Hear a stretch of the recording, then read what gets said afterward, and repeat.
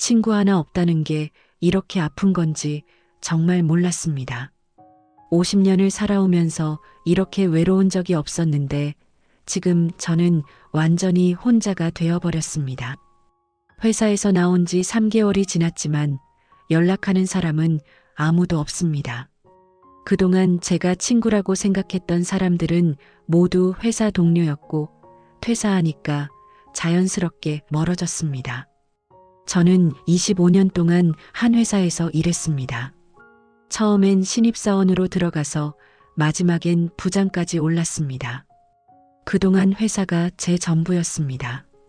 평일에는 아침 8시에 출근해서 밤 11시까지 일하고 주말에도 회사 일을 집에 가져와서 했습니다. 아내와 딸도 제가 일에만 매달린다고 불만을 표했지만 가족을 위해서라고 생각하며 더 열심히 일했습니다. 회사에서 저는 인기가 많았습니다. 후배들에게는 든든한 선배였고 동료들에게는 믿을 만한 파트너였습니다. 회식 자리에서는 항상 중심이 되어서 분위기를 이끌었고 골프 모임도 제가 주도해서 만들었습니다. 매주 토요일 오전에는 회사 사람들과 골프를 쳤고 저녁에는 함께 술을 마셨습니다. 그때는 정말 행복했습니다. 제 주변에는 항상 사람들이 있었고 저를 필요로 하는 사람들이 많았습니다. 하지만 모든 게 변하기 시작한 건 1년 전부터였습니다. 회사에 젊은 피가 많이 들어오면서 분위기가 달라졌습니다. 새로운 임원들은 디지털 전환을 외치며 기존 방식을 모두 바꾸려고 했습니다. 저처럼 오랫동안 한 방식으로 일해온 사람들은 점점 설 자리가 없어졌습니다.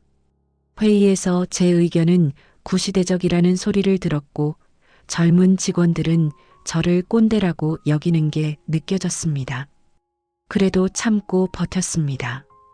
퇴직까지 5년만 더 버티면 된다고 생각했습니다. 하지만 회사는 저에게 명예퇴직을 권했습니다. 직접적으로 말하지는 않았지만 저보다 후배인 과장이 팀장으로 승진하는 걸 보면서 회사의 의도를 알 수 있었습니다.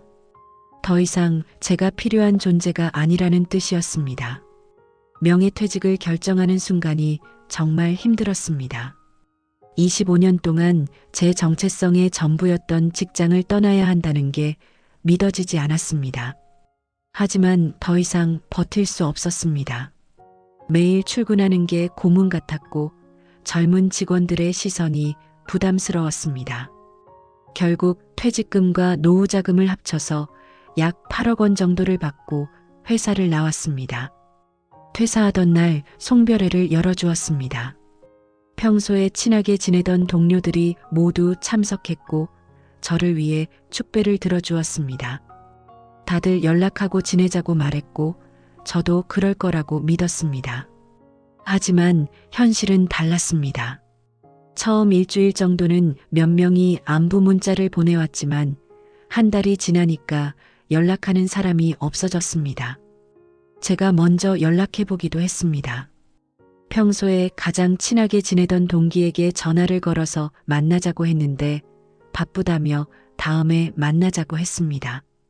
한두 번이면 이해할 수 있었는데 계속 그런 식으로 피하는 게 느껴졌습니다. 다른 동료들도 마찬가지였습니다. 제가 전화를 걸면 어색하게 대화하다가 일찍 끊었고 만나자고 하면 핑계를 대며 미뤘습니다. 가장 충격적이었던 건 골프 모임에서 제외된 것을 알았을 때였습니다. 토요일 오전에 평소처럼 골프장에 나갔는데 제가 만든 그 모임이 저 없이 진행되고 있었습니다. 멀리서 그들을 보고 있으니까 가슴이 무너지는 것 같았습니다. 20년 넘게 함께 골프를 쳤던 사람들이 제가 없어도 아무렇지 않게 즐기고 있었습니다. 그때 깨달았습니다. 제가 그동안 친구라고 생각했던 사람들은 진짜 친구가 아니라 그냥 회사 동료였다는 것을. 회사라는 공통분모가 없어지니까 더 이상 만날 이유가 없어진 것입니다. 저를 개인적으로 좋아해서 만났던 게 아니라 회사에서 같이 일하니까 어쩔 수 없이 만났던 거였습니다. 집에 돌아와서 연락처를 확인해 봤습니다. 회사 관련 사람들을 제외하면 연락할 수 있는 사람이 거의 없었습니다. 대학 동기들은 졸업한 지 27년이 지나면서 모두 연락이 끊어졌고 군대 동기들도 마찬가지였습니다. 동네에서 만나는 사람들도 있었지만 그들과는 인사 정도만 나누는 사이였습니다. 아내에게 이야기했더니 이해할 수 없다는 반응이었습니다. 당신은 그동안 뭐 했어? 회사 사람들하고만 어울렸어? 개인적인 친구는 하나도 없어? 아내의 말이 맞았습니다. 저는 25년 동안 회사 일에만 매달려서 개인적인 인간관계를 전혀 신경 쓰지 않았습니다. 아내는 동네 주부들과 친하게 지내고 학창시절 친구들과도 정기적으로 만나는데 저는 그런 게 전혀 없었습니다. 처음에는 혼자만의 시간을 즐겨보려고 했습니다. 그동안 못 봤던 영화도 보고 책도 읽고 운동도 시작했습니다. 하지만 한 달 정도 지나니까 심각한 외로움이 밀려왔습니다. 하루 종일 집에 혼자 있으니까 답답하고 우울했습니다. 아내와 딸은 각자 할 일이 있어서 바빴고 저만 혼자 시간을 보내야 했습니다. 카페에 가서 혼자 커피를 마시는데 주변에는 친구들과 함께 온 사람들이 가득했습니다. 그들의 웃음소리를 들으면서 제가 얼마나 외로운지 실감했습니다. 식당에서 혼밥을 할 때도 마찬가지였습니다. 다른 테이블에는 동료들이나 친구들과 함께 온 사람들이 즐겁게 대화하고 있는데 저는 혼자 조용히 밥을 먹어야 했습니다. 가장 힘든 건 주말이었습니다. 평일에는 그래도 아내와 함께 시간을 보낼 수 있었는데 주말에는 아내도 친구들과 만나러 나가곤 했습니다. 딸도 대학생이라서 친구들과 놀러 다니느라 바빴습니다. 저 혼자 집에 남아서 텔레비전을 보거나 인터넷을 하면서 시간을 보내야 했습니다. 그러던 중에 충격적인 일이 벌어졌습니다. 평소처럼 혼자 시간을 보내고 있던 어느 토요일 오후 아내에게서 연락이 왔습니다. 친구들과 백화점에 갔다가 영화를 보고 올 거라는 내용이었습니다. 저녁도 밖에서 먹고 온다고 했습니다. 저는 혼자 집에서 배달 음식을 시켜 먹으며 아내를 기다렸습니다. 그런데 밤 11시가 넘어도 아내가 들어오지 않았습니다. 전화를 걸어봤더니 받지 않았습니다. 걱정이 되어서 몇 번 더 전화했는데도 마찬가지였습니다. 문자를 보내도 답이 없었습니다. 혹시 사고라도 났나 싶어서 밤새 잠을 이루지 못했습니다. 다음 날 아침이 되어서야 아내가 들어왔습니다. 얼굴이 창백하고 눈이 빨갛게 부어 있었습니다. 어디 있었냐고 물어봤더니 친구 집에서 잤다고 했습니다. 술을 너무 많이 마셔서 집에 올 수 없었다는 거였습니다. 이상했지만 그냥 넘어갔습니다. 하지만 그 이후로 아내의 행동이 달라졌습니다. 예전에는 제가 어디 가는지 꼼꼼히 물어보던 아내가 무관심해졌습니다. 제가 뭘 하고 있는지 신경 쓰지 않았고 대화도 거의 하지 않았습니다. 핸드폰을 볼 때도 저를 의식하는 것 같았고 화장실에 갈 때도 핸드폰을 들고 갔습니다. 의심이 들기 시작했습니다. 혹시 아내에게 다른 남자가 생긴 건 아닐까 하는 생각이 들었습니다. 하지만 확신할 수 없었고 함부로 물어볼 수도 없었습니다. 그러던 중에 결정적인 증거를 발견했습니다.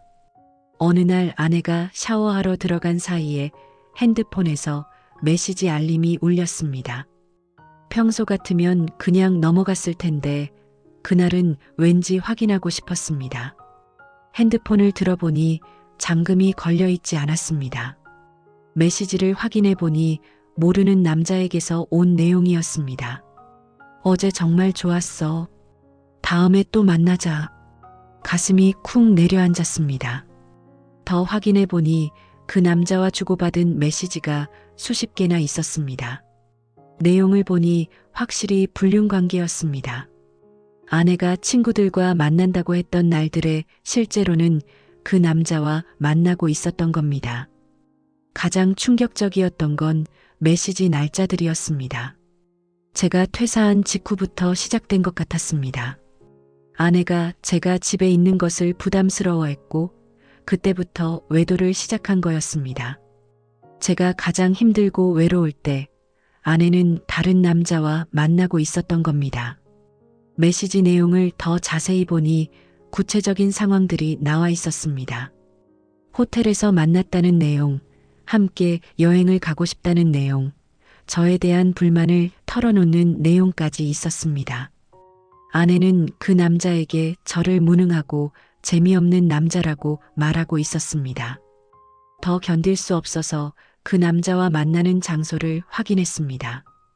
다음 주 수요일에 강남의 한 호텔에서 만나기로 했다는 메시지를 찾았습니다. 저는 그날 직접 가서 확인해 보기로 했습니다. 수요일 오후 5시 아내는 평소처럼 친구 만나러 간다고 하고 나갔습니다. 저는 1시간 뒤에 그 호텔로 향했습니다. 로비에서 기다리고 있으니까 6시쯤 아내가 모르는 남자와 함께 들어왔습니다. 그 남자는 제가 아는 사람이었습니다. 아내의 대학 동기였습니다. 그들은 손을 잡고 엘리베이터에 올라갔습니다. 저는 그 모습을 보면서 23년 결혼 생활이 무너지는 걸 느꼈습니다. 더 이상 볼 수 없어서 집으로 돌아왔습니다. 그날 밤 아내가 들어온 뒤에 모든 걸 털어놓았습니다. 아내는 처음에는 부인했지만 제가 본 걸 말하니까 결국 인정했습니다. 그리고는 이혼하자고 했습니다. 저와는 더 이상 함께 살 수 없다고, 그 남자와 새로운 인생을 시작하고 싶다고 했습니다. 저는 아무 말도 할 수 없었습니다. 그동안 제가 가족을 위해서 열심히 일했다고 생각했는데 아내에게는 그런 제가 짐이었던 겁니다. 회사에서도 쫓겨나고 친구도 없고 이제 가족까지 잃게 된 상황이었습니다. 이혼 절차는 빠르게 진행되었습니다. 아내는 빨리 새로운 인생을 시작하고 싶어 했고 저도 더 이상 붙잡고 있을 이유가 없었습니다. 재산 분할과 딸의 양육권 문제도 별 다툼 없이 정리됐습니다. 딸은 엄마와 함께 살기로 했고 저는 작은 원룸으로 이사했습니다. 지금 저는 정말 혼자입니다. 연락할 사람도 없고 만날 사람도 없습니다. 하루 종일 원룸에 혼자 앉아서 텔레비전을 보거나 인터넷을 하면서 시간을 보냅니다. 가끔 동네를 산책하기도 하지만 혼자 걷는 길이 너무 외롭습니다. 마트에서 장을 볼 때도 가족 단위로 온 사람들을 보면 부럽습니다. 식당에서 혼밥을 할 때도 마찬가지입니다. 주변 사람들은 모두 누군가와 함께 있는데 저만 혼자인 것 같습니다. 가장 힘든 건 밤 시간입니다. 하루 종일 아무도 만나지 못하고 대화 한번 제대로 하지 못한 채로 잠자리에 들어야 합니다. 침묵 속에서 혼자 잠드는 게 이렇게 외로울 줄 몰랐습니다. 새로운 인간관계를 만들어 보려고 노력해 봤습니다. 동네 헬스장에 등록해서 운동을 시작했고 도서관에서 독서 모임도 찾아봤습니다. 하지만 쉽지 않았습니다. 젊은 사람들 사이에서 50살의 혼자인 남자가 끼어들기는 어려웠습니다. 인터넷에서 중년 남성들의 모임을 찾아서 참석해 보기도 했습니다. 하지만 그곳에서도 저처럼 외로운 사람들만 모여 있었고 진정한 친구 관계로 발전하기는 힘들었습니다. 일회성 만남으로 끝나는 경우가 대부분이었습니다. 교회나 절에 다녀보라는 조언도 들었습니다. 하지만 종교적인 믿음 없이 단순히 사람들을 만나기 위해 다니는 것도 부담스러웠습니다. 게다가 그런 곳에서도 기존에 친분이 있는 사람들끼리 어울리는 경우가 많아서 새로운 사람이 끼어들기는 쉽지 않았습니다. 요즘 들어 우울감이 심해졌습니다. 아침에 일어나는 것도 힘들고 하루를 어떻게 보내야 할지 막막합니다. 예전에는 회사에 가야 한다는 목적이 있었는데 지금은 그런 게 전혀 없습니다. 하루하루가 그냥 흘러가기만 합니다. 가끔 딸에게서 연락이 옵니다. 안부를 묻거나 용돈이 필요하다는 내용입니다. 딸과 대화할 때가 유일하게 사람과 소통하는 시간입니다. 하지만 딸도 바쁜 대학생이라서 자주 연락하지는 못합니다. 게다가 아무래도 엄마 편에 서 있는 것 같아서 저에게는 약간 거리감이 느껴집니다. 재취업을 생각해 보기도 했습니다.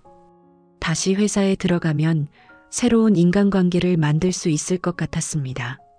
하지만 50살의 나이에 새로운 회사에 적응하는 것도 쉽지 않을 것 같았고, 무엇보다 예전처럼 회사 인간관계에만 의존하다가 또다시 같은 상황이 벌어질 수도 있다는 생각이 들었습니다. 요즘에는 하루에 한 명의 사람과라도 대화해 보려고 노력합니다. 편의점에서 물건을 살 때 점원과 짧게라도 대화를 나누고 카페에서 커피를 주문할 때도 마찬가지입니다. 하지만 그런 대화는 일상적인 업무 대화일 뿐이고 진정한 소통이라고 할 수는 없습니다. 가끔 옛날 회사 동료들의 소식을 인터넷으로 확인해 봅니다. 소셜미디어를 통해서 그들의 근황을 보면 여전히 회사에서 열심히 일하고 있고 서로 만나서 어울리고 있습니다. 제가 빠진 자리에서도 아무 문제 없이 잘 지내고 있는 것 같습니다. 그걸 보면서 제가 얼마나 쉽게 대체될 수 있는 존재였는지 깨닫게 됩니다. 혼자 있는 시간이 길어지면서 과거를 되돌아보게 됩니다. 제가 그동안 진정한 친구 관계를 만들기 위해 노력했는지 의문이 듭니다. 회사에서도 저는 항상 일 이야기만 했고 개인적인 고민이나 감정을 나누지 않았습니다. 골프를 치거나 술을 마셔도 회사 이야기가 줄을 잃었습니다.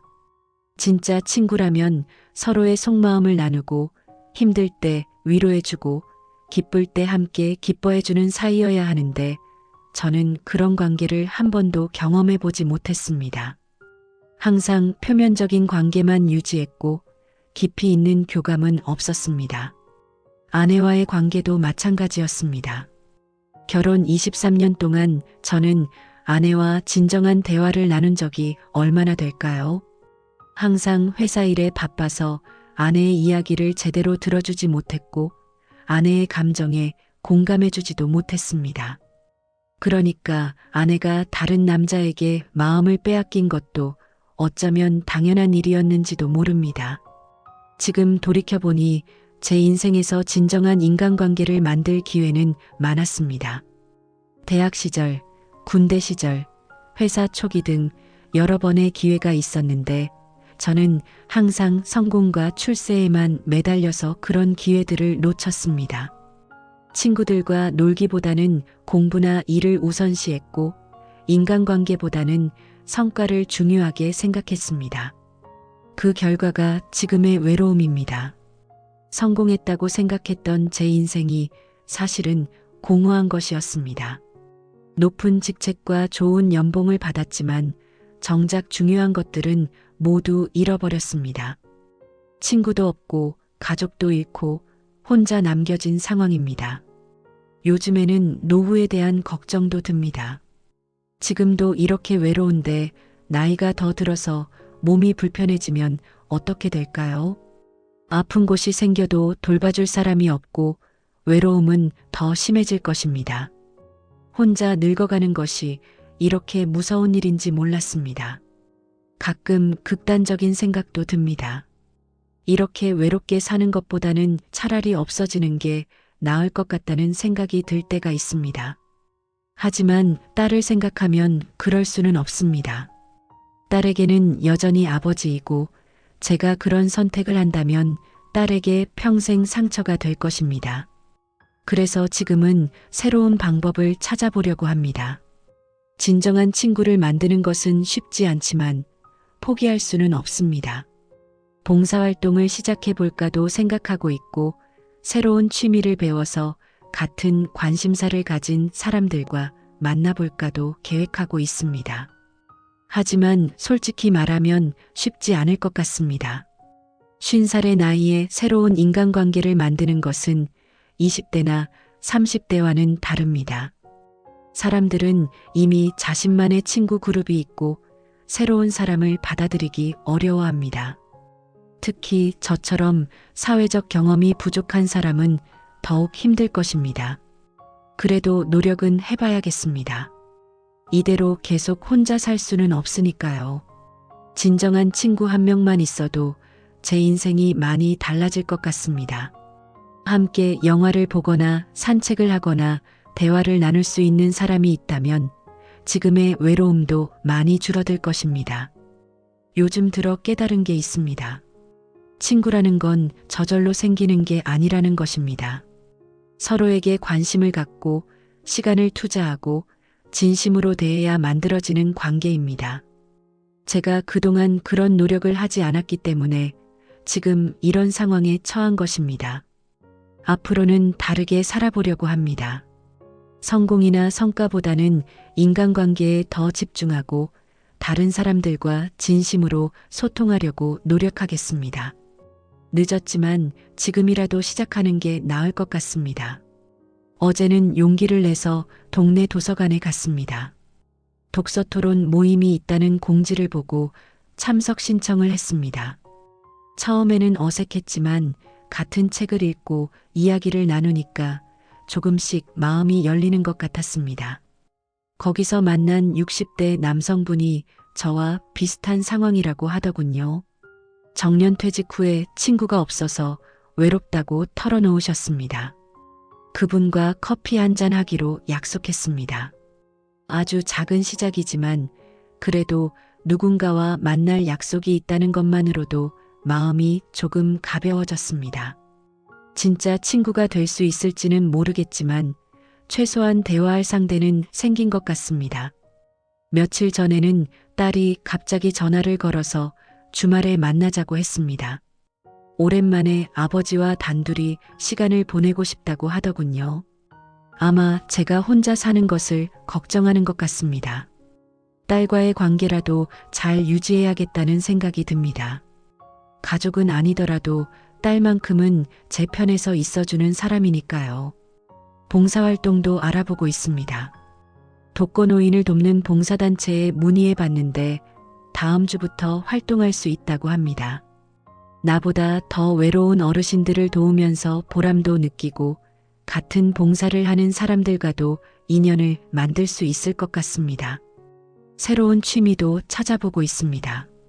사진 촬영에 관심이 생겨서 카메라를 하나 샀습니다.